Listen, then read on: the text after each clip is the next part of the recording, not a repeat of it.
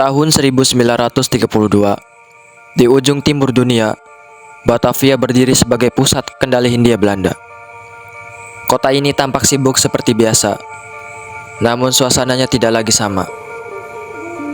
Jauh di Eropa, krisis ekonomi mengguncang negara-negara besar, dan dampaknya terasa hingga ke koloni-koloni terpencil. Batavia berada di tengah gelombang perubahan global yang perlahan tapi pasti mengubah arah sejarahnya.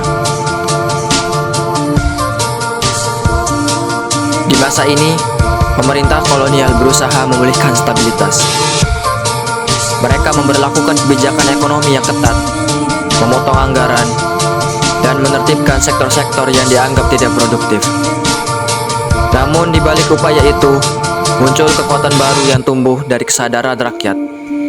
Gerakan kebangsaan mulai menemukan bentuknya. Perlahan, ide tentang Indonesia merdeka bergerak dari ruang-ruang diskusi kecil menuju kesadaran yang lebih luas. Bahkan ketika pemerintah kolonial terus membatasi ruang bersuara.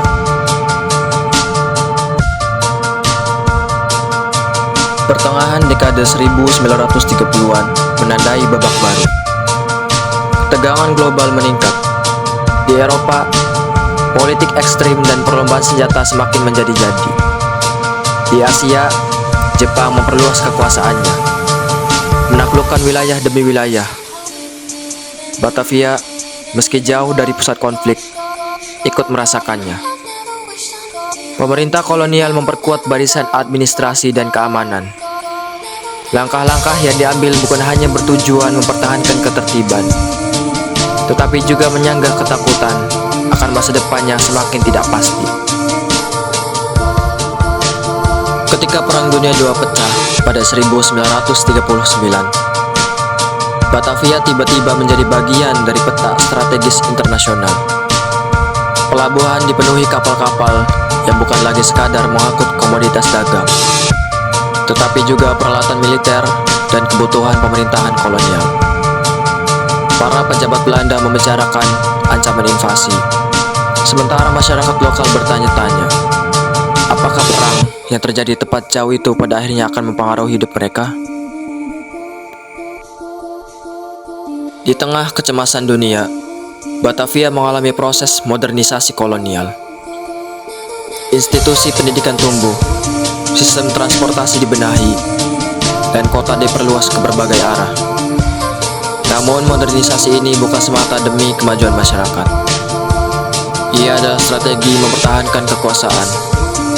Pemerintah kolonial mencoba menunjukkan bahwa mereka masih kuat, masih berpengaruh, dan masih mampu mengelola wilayah luas seperti Hindia Belanda. Tetapi semua orang tahu, bahkan para pegawai kolonial sendiri, bahwa fondasi kekuasaan itu tidak lagi sekuat dulu. Surat kabar di Batavia semakin sering memuat berita perang. Setiap kemenangan dan kekalahan negara-negara Eropa menjadi bahan diskusi masyarakat. Namun lebih dari itu, muncul kesadaran baru bahwa kekuasaan kolonial sedang melemah. Gerakan-pergerakan yang sempat direpresi mulai bangkit lagi. Para pemuda, guru, wartawan, dan pegawai mulai melihat peluang yang tidak pernah mereka bayangkan sebelumnya. Perang di Eropa membuka ruang bagi harapan, sekaligus ketakutan. Pada 1941, ancaman yang selama ini hanya menjadi rumor berubah menjadi kenyataan. Jepang, kekuatan baru di Asia, bergerak cepat ke selatan. Belanda panik. Latihan militer digelar, patroli diperbanyak, dan persiapan darurat dilakukan di mana-mana. Batavia menjadi kota yang waspada. Di satu sisi, pemerintah kolonial berusaha menunjukkan kewaspadaan. Di sisi lain, rakyat mulai membayangkan bahwa perubahan besar sedang mendekat.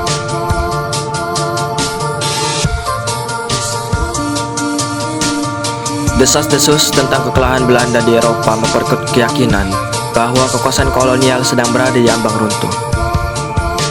Para aktivis pergerakan semakin yakin bahwa dunia tidak akan kembali seperti sebelumnya. Di sekolah-sekolah, di kantor-kantor, di warung-warung, orang membicarakan kemungkinan bahwa Perang Dunia akan mengubah nasib Hindia Belanda selamanya. Dalam ketegangan itu, semangat kemerdekaan justru tumbuh paling kuat.